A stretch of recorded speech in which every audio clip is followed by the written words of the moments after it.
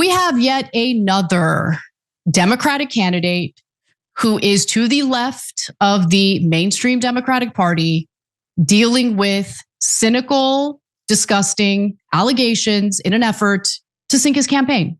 There's really no other way to put it. And he's not only getting attacked by Republicans, also Democrats. It's really this bipartisan fight to sink his campaign. And I want to show you who I'm talking about. So Abdul El-Sayed, who you saw in the images beside me as I was sharing the story, drew some backlash recently, okay? And he drew backlash for doing what I think political leadership needs to do, and that's finding ways to work with like-minded folks on the other side of the political aisle to accomplish wins for the American people. And I'm not talking about the real bipartisanship we do see in Congress these days, which is, oh, we want to start another war? Great. We want to increase the budget for the Pentagon, which has failed every single audit. Great, we agree, let's do it. The kind of bipartisanship I'm talking about is the type of bipartisanship that seeks to solve the very real problems we do have in this country. So Abdul El-Sayed had apparently mentioned something on a podcast that drew the ire of some Democrats. So during an appearance on Politico's podcast, The Conversation with Dasha Burns, he was asked about the overlap between the populist right and left, particularly as it relates to former Congresswoman Marjorie Taylor Greene and her appearing to shift her views quite a bit when it comes to things like Israel, corporate greed, and more. Take a look.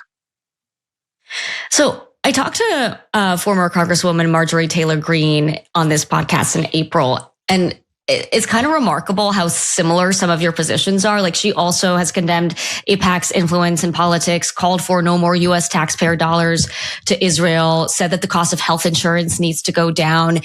Do you think you could build this new coalition with people like MTG? Look, she said a lot of things I disagree with too. I'll just say this, that I wouldn't be surprised, right, when you ask me about why establishment elite Democrats are so worried about me.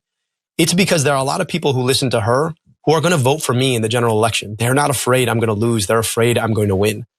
And at the end of the day, we get so polarized about D versus R, red versus blue, that we forget that when you talk about the things that people actually care about, you can win elections. You can do that in uncommon ways. But too often, the Democratic Party is more interested in continuing to take money from its corporate and special interest donors than it is in speaking conventional truth. It should be an obvious thing that everybody agrees with, that we should keep our money here. It should be an obvious thing that everybody agrees with, that people shouldn't go into medical debt in the richest, most powerful country in the world. The fact that MTG agrees with those points should not be all that uncommon, because they're just like obvious things to say. And the fact that neither party is willing to say that is a reflection of the amount of money both parties take from the corporations and the special interests who, in effect, buy them off to be able to say that. Look, when you have a public consensus that's here, right, everybody kind of agrees on one thing, and then a political consensus that's over here, the difference is usually somebody's money. When it comes to healthcare, the difference is pharma money and health insurance money and big hospital money. And when it comes to the question of foreign policy, the difference is usually AIPAC money. And if we got that money out, maybe our political consensus would match our public consensus. Okay, so what he centered his argument on is that he doesn't think the corruption that is now baked into our political system has really boded well for the American people. And he's right about that. And to be fair to Marjorie Taylor Greene, even when I loathed her, and she was, in my opinion, pretty unhinged in her behavior, even then, she was not taking money from big donors. She was one of the top fundraisers in her party, but she was funded by small dollar donors who loved her because of her populist message. So while she certainly has shifted her views in some ways when it comes to things like Israel, for instance, the fact of the matter is, the foundation of what she, or how she presented herself and who she was and what she wanted to do, it's always kind of been there. And I do think she matured during her time in Congress. She came in acting like a lunatic, and I think she learned a lot and came out with policy views that I still disagree with vehemently. But I found the humanity in her because she showed her humanity. And I can work with people like that on specific issues, obviously, right? So I have no problem with what Abdul El-Sayed said in that video. However, it did lead to backlash from Israel's operatives, of course, like Eitan Fischberger, who says that Michigan's communist Senate candidate, Abdul El-Sayed, says that there are a lot of people like me, or a lot of people who listen to Marjorie Taylor Greene who are going to vote for me. I love it when they just say the PSYOP out loud. Or Eitan, it could be possible that, there is a consensus between the left and the right in terms of the voters, of course, that Israel is really a liability to the people of the United States. They're welfare queens that keep asking for more and more money, taking. And I would venture to say that both Democratic and Republican voters don't appreciate that. Anyway, then you have the Democrats, just Democratic establishment voters like Jose, who says, but Kamala Harris speaking with Liz Cheney was a problem. Yeah, Jose, it was a problem. It was a problem. It was. Liz Cheney might have a good argument in regard to her moral high ground when it comes to pushing back against Trump following January 6th. But that doesn't erase her lifetime of warmongering, of dragging our soldiers into endless Middle East wars. She is a despicable neocon scumbag. And what you are signaling to your voters when you prance around town with the likes of freaking Liz Cheney is you are signaling to them that in the middle of this genocide against Gaza, if you elect me, we're going to keep going. We're going to keep going. So yeah, Jose, it was a problem. Okay. Also, there's this huge difference between pointing out that Marjorie Taylor Greene and Abdul El-Sayed's voters might have arrived at some of the same conclusions and, being endorsed by and campaigning with the daughter of the architect of the Iraq War. Nonetheless, many conservative Democrats heralded the Cheney endorsement. And it wasn't just Liz Cheney, it was also Dick Cheney. And when Dick Cheney endorsed Kamala Harris, she said that she was honored by it. That was a problem, Jose. It was a problem. Okay. So let's go to this comment from Joe Biden, who said, what she did, this is about Liz Cheney, what she did took not only political courage, but physical courage.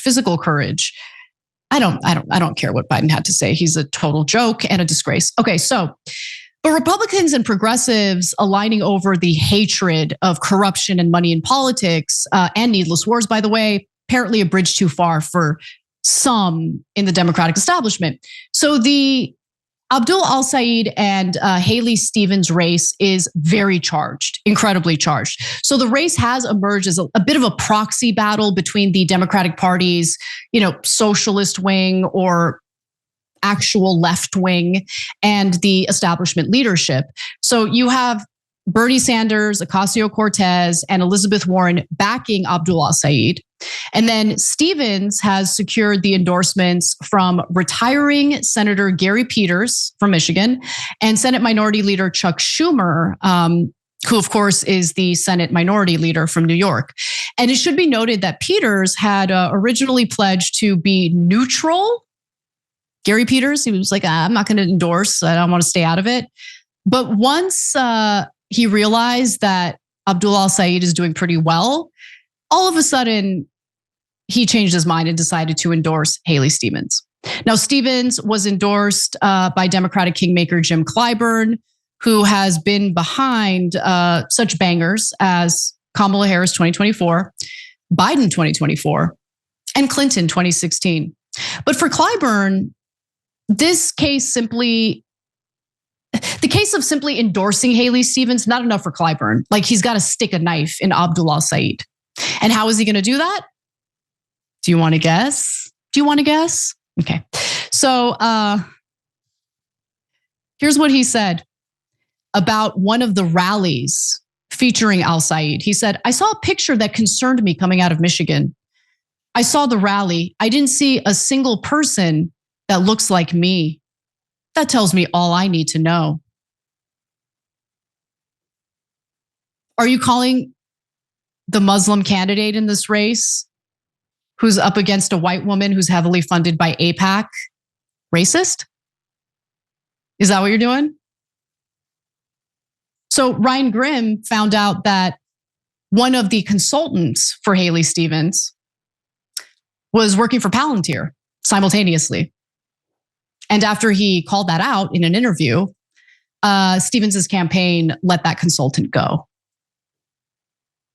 Is that the kind of rot that Jim Clyburn wants to endorse, and in fact is willing to smear a candidate as a racist in order to get his way?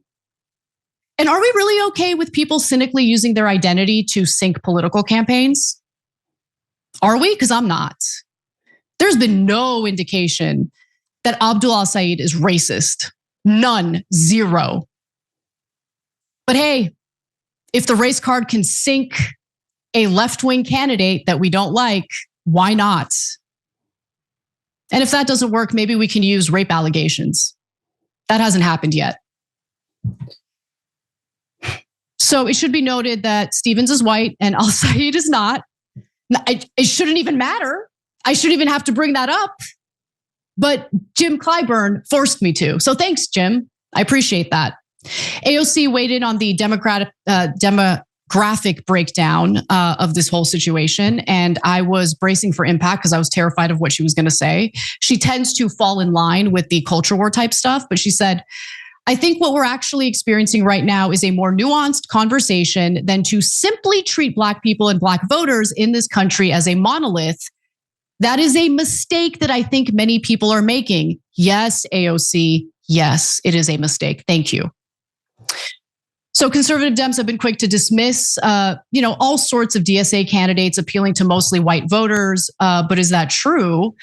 Journalist Michael Lang, who did a deep dive on Claire Valdez's victory in New York, actually found out that she won over every race and age demographic.